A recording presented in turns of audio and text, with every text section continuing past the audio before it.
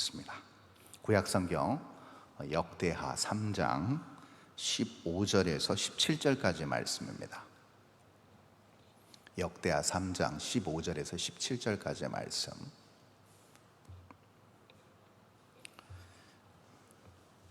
구약성경 658면에 있습니다. 3절밖에 되지 않는 짧은 구절이기 때문에 우리 합독해서 읽으면 좋을 것 같습니다. 우리 다 함께 15절부터 17절까지 합독하겠습니다. 시작.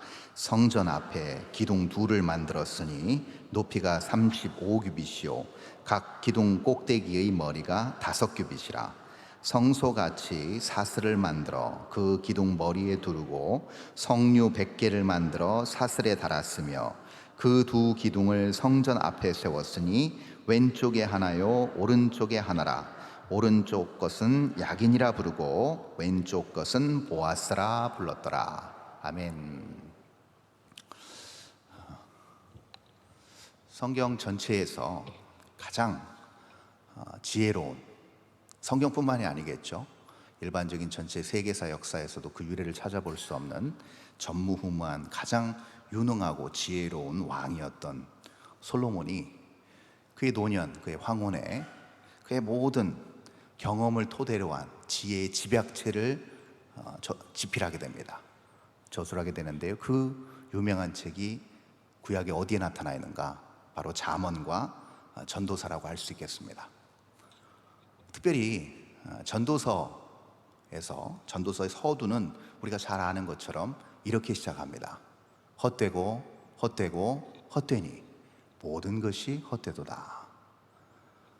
모든 영광을 누렸던, 무소불위의 권력과 부귀와 영화의 정점을 누렸던 그 왕이, 그가 인생의 황혼에 남긴 이 말이 결코 가볍지 않게 우리에게 들려지는 이유는 분명 연만한 인생을 사신 여기 계신 우리 성도님들이 이 인생을 달관한 이 지혜의 왕의 이 한마디에 공감하시기 때문일 것입니다. 살아왔고 해봤고 누려봤고 경험해왔지만 그럼에도 불구하고 순간 찰나와 같이 지나가 버리는 기쁨과 찰나와 같이 지나가 버리는 영광과 찰나와 같이 지나가 버리는 젊음과 건강을 우리는 다 지나왔습니다.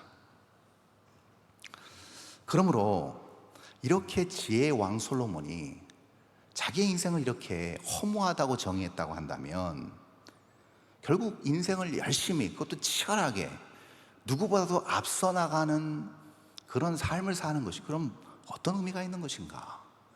열심히 살았던들, 또 최선을 다해 노력한들 결국은 결과가 허무하다면 지금 나의 열심과 수고와 노력이 무슨 의미가 있을까라는 물음을 가질 수밖에 없습니다. 여기에 대한 답을 동일한 그 전도서에서 바로 솔로몬 왕은 설명해 주고 있습니다. 그것이 바로 3장에 나타나 있습니다.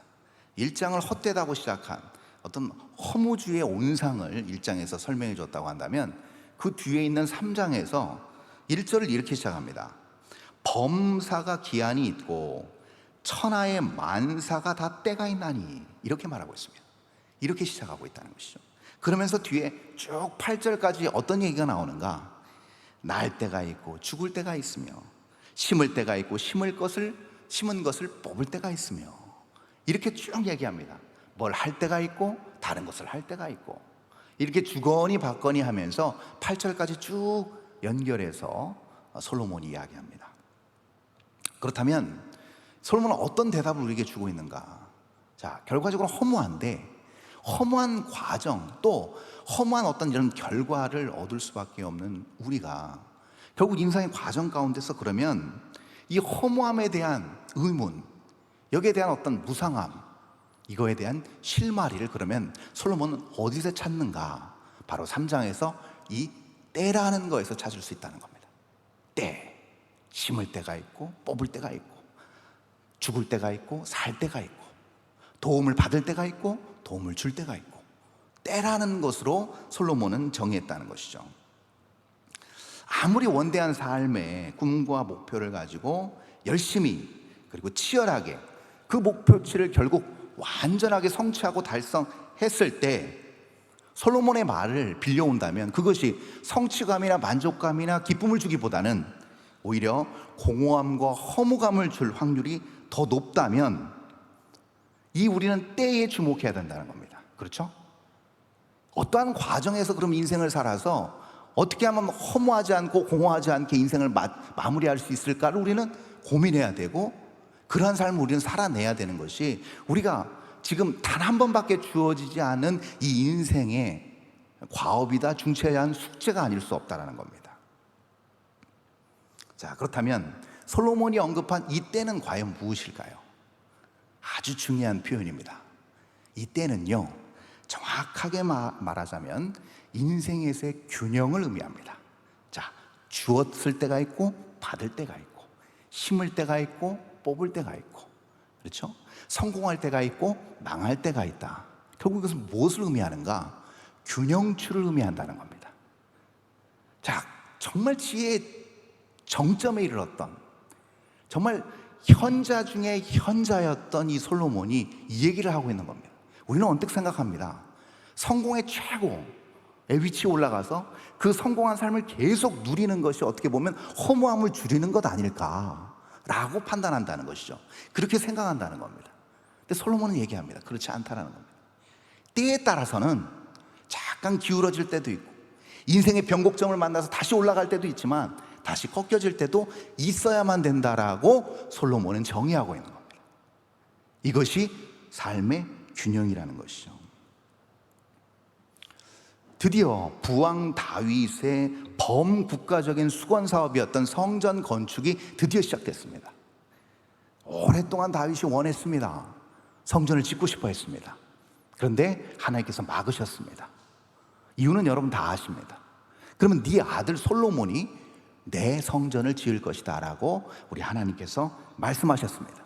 그리고 모든 자재와 모든 건축 비용을 다 다윗이 마련해 놓고 하나님 품으로 갔고, 이제 왕의 보좌를 물려받은 솔로몬이 그 아버지의 수건 사업을 이어서 정말 대대적인 범국가적인 국책 사업을 드디어 시작한 겁니다.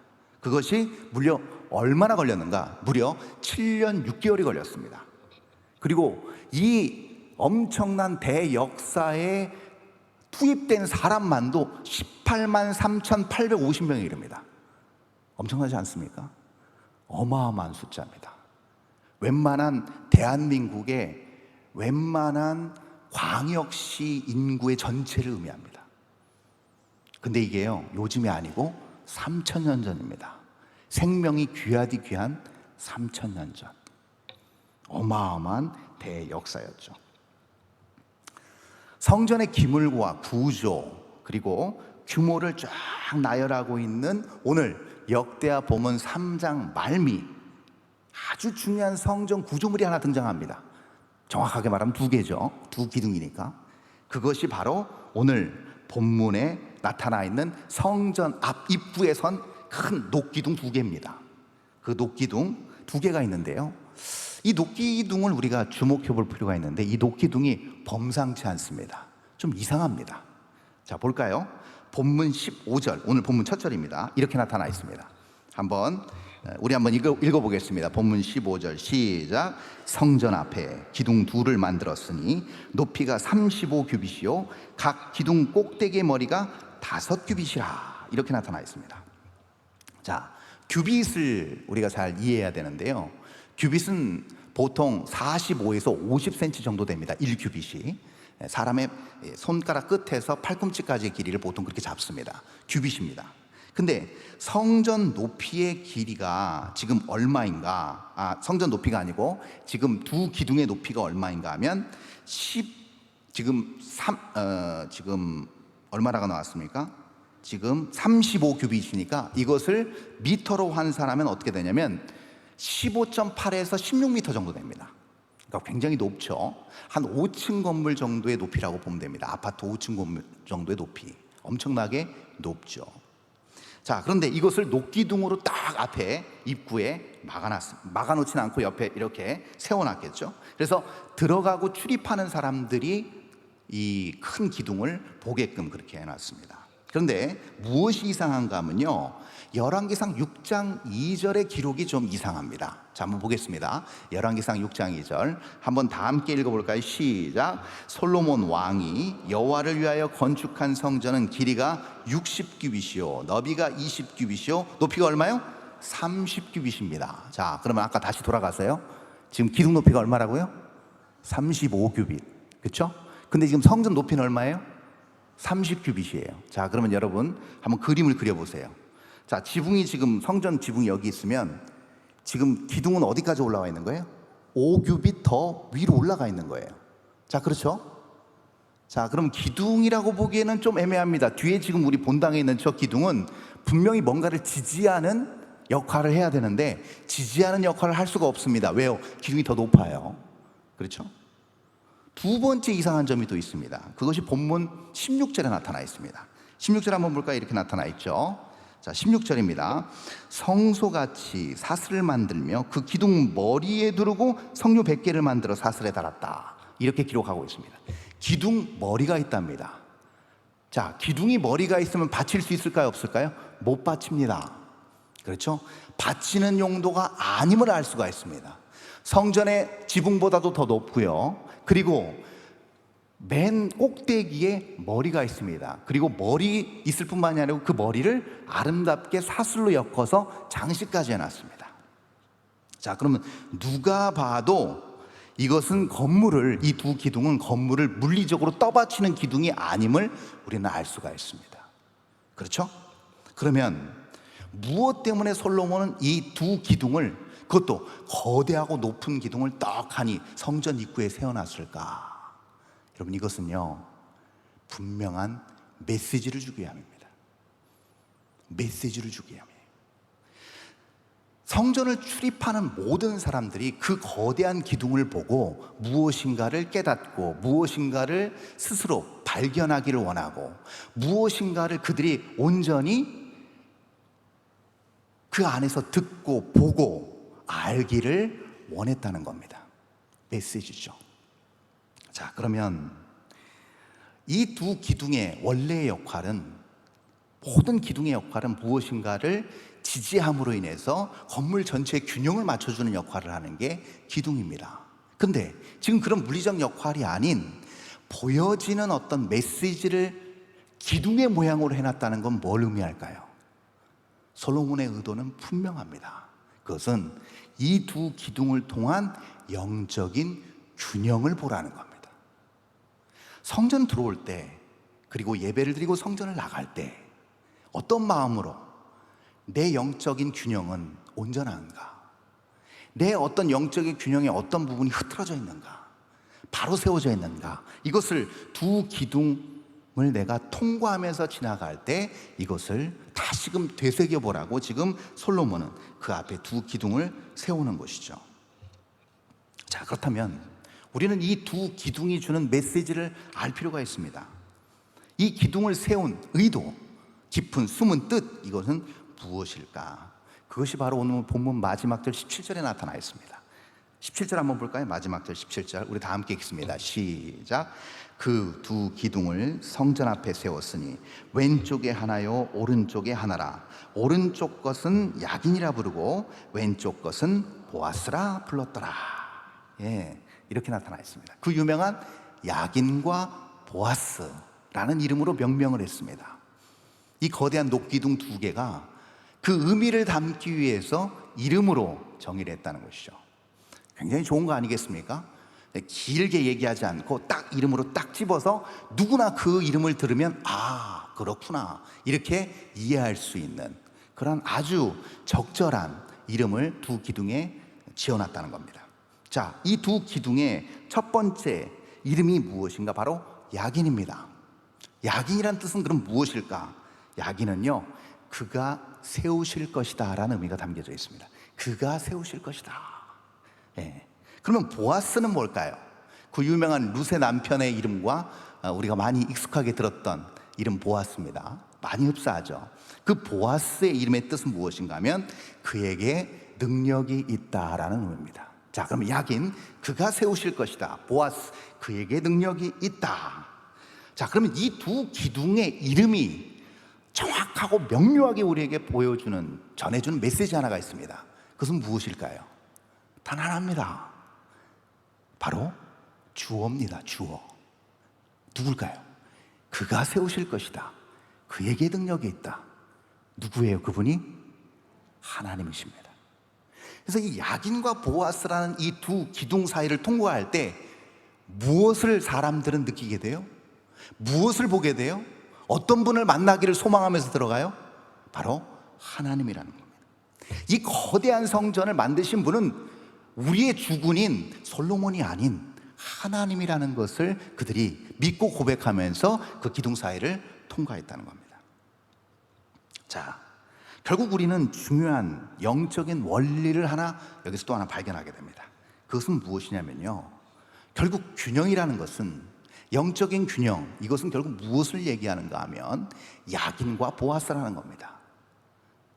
우리의 정서적인 균형, 어떤 우리 심정의 균형, 우리의 모든 삶의 균형, 이것은 결국 무엇인가? 바로 야긴과 보아스라는 겁니다. 그 하나님은 어떤 하나님인가?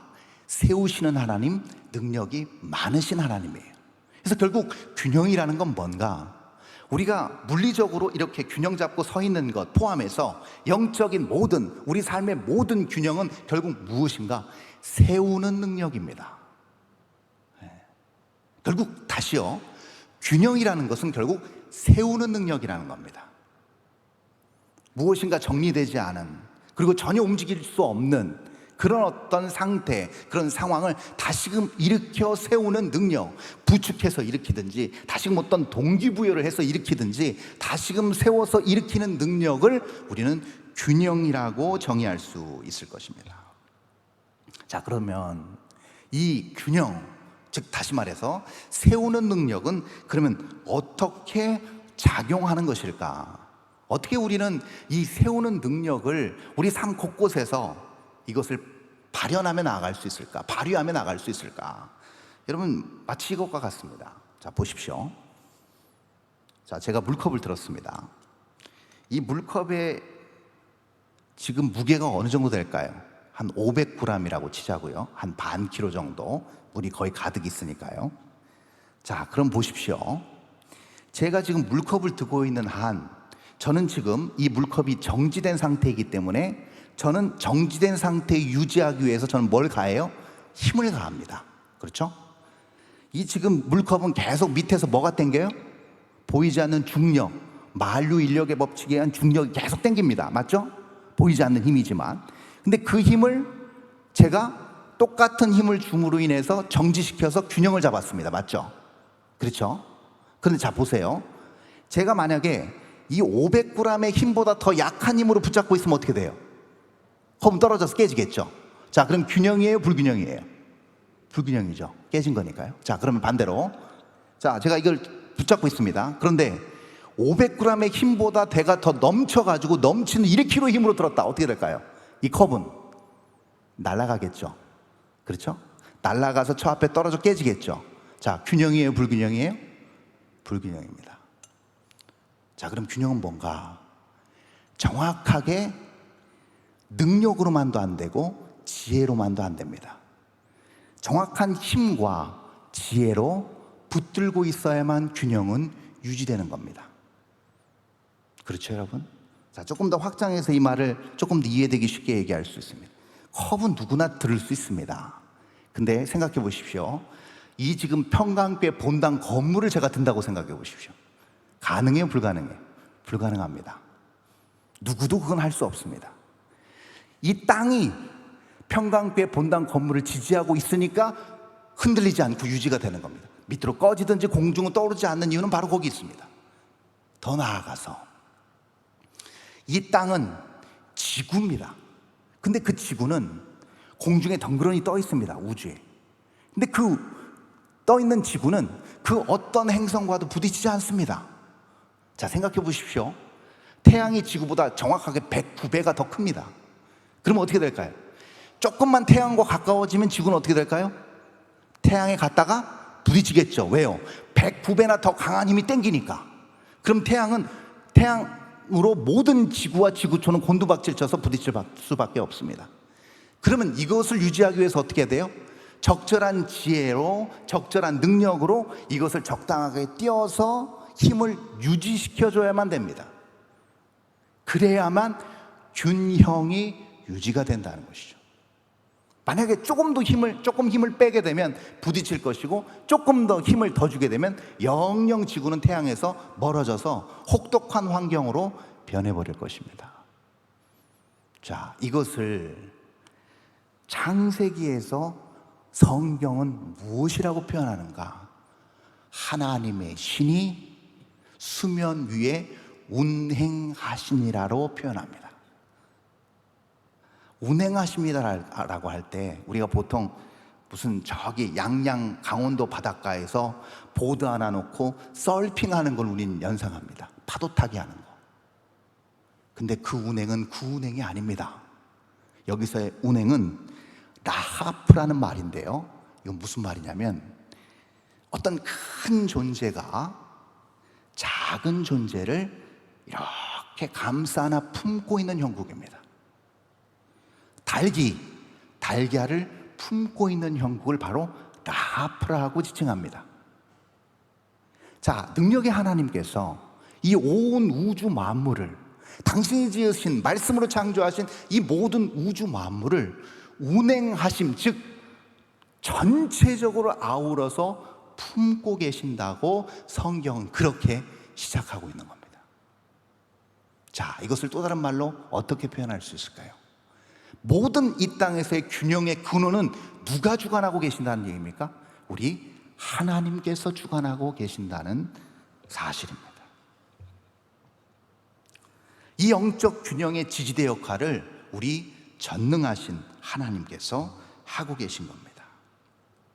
자, 그렇다면 우리가 다 아는 사실이지만 이것이 조금 더 우리의 삶 가운데서 구체적으로 적용되고 실천되고 이 놀라운 비밀을 우리 삶 가운데서 아름답게 구현해내기 위한 중요한 영적인 원리를 우리가 또 찾아야 될 것입니다. 그것이 무엇인가? 바로 이겁니다. 오늘 본문은 아니지만 역대하 3장의 맨 첫 절에 그 실마리가 나타나 있습니다. 우리 3장 1절을 한번 볼까요? 이렇게 나타나 있습니다. 역대하 3장 1절입니다. 제가 읽겠습니다. 솔로몬이 예루살렘 모리아산에 여호와의 전 건축하기를 시작하니 그곳은 전에 여호와께서 그의 아버지 다윗에게 나타나신 곳이요 여붓 사람 오르난의 타작마당에 다윗이 정한 곳이라, 이렇게 표현되어 있습니다. 자, 여기 중요한 말이 하나 있습니다. 솔로몬이 예루살렘에 성전을 건축한 그 자리가 어떤 산이라고요? 모리아산입니다. 자, 여기서 성경을 많이 읽으시고 설교 많이 들으신 분, 모리아산 하면 생각나는 게 뭐예요? 어떤 사건이에요?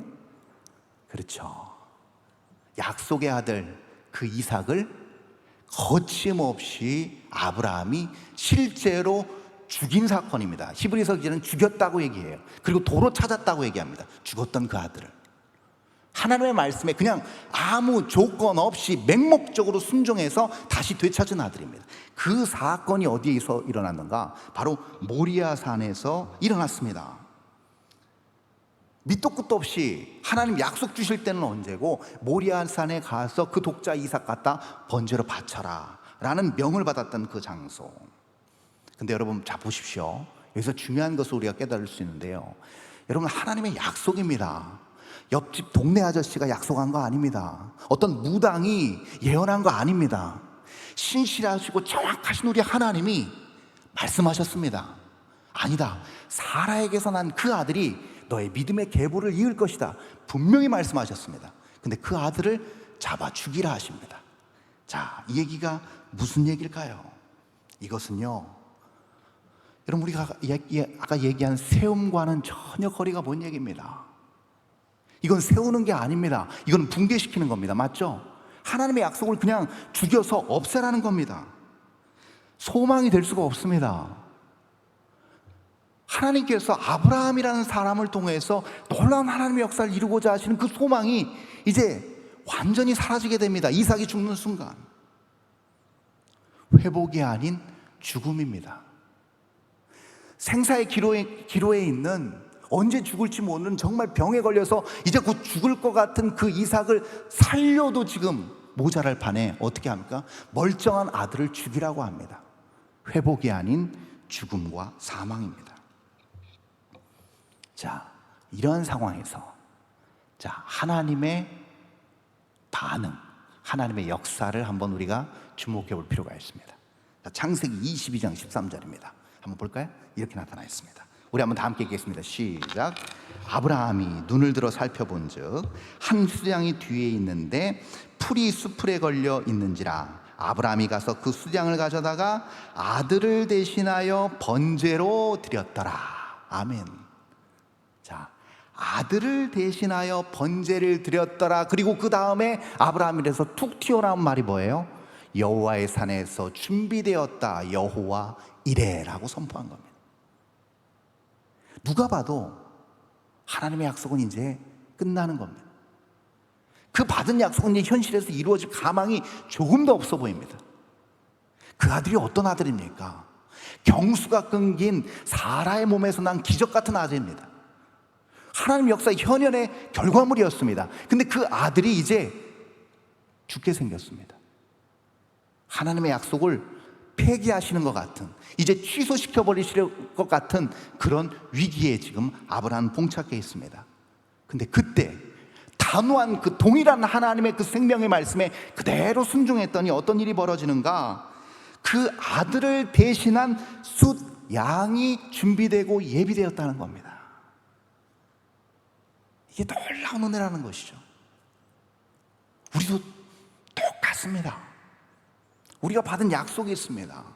그리고 우리가 믿음으로 반응해서 여기까지 왔습니다. 근데 우리의 환경과 우리의 여건과 삶의 모습이 예전 같지 않습니다. 자꾸 절망의 나락으로 치달아갑니다. 하나님이 원하시는 약속과는 정반대 방향으로 인생이 흘러갑니다. 그리고 하나님 말씀하십니다. 죽여라, 없애라, 부셔라. 청천벽력과 같은 그런 명령이 떨어질 때가 있습니다. 그때 저와 여러분 어떻게 하시겠습니까? 사지로 들어가시겠습니까? 그 모든 것들을 다 뒤로 하고 다시 리셋된 하나님의 명령 앞에서 어쩔 줄 모르고 서 있는 무기력한 우리의 모습을 보게 되는 것이죠. 여러분, 이 솔로몬의 성전이 선 이곳 모리아 산임과 동시에 3장 1절에 또 다른 단서가 하나 있습니다. 역대하 3장 1절 이렇게 나타나 있죠. 솔로몬이 예루살렘 모리아 산에 여호와의 전 건축하기를 시작하니 그곳은 전에 여호와께서 그의 아버지 다윗에게 나타나신 곳이요 여붓 사람 오르난의 타작마당에 다윗이 정한 곳이라. 자, 굉장히 유서 깊은 곳이죠. 사무엘하 제일 마지막 장에 나타난 사건입니다. 오르난의 타작마당. 근데 사무엘하에는 아라우나의 타작마당. 동일한 사람입니다. 동명이인 아니고요, 같은 사람을 얘기하는 거예요. 발음이 좀 다를 뿐이에요. 다윗이 자신의 치세 마지막 말년에 다윗이 큰 실수를 저지릅니다. 어떤 실수였는가?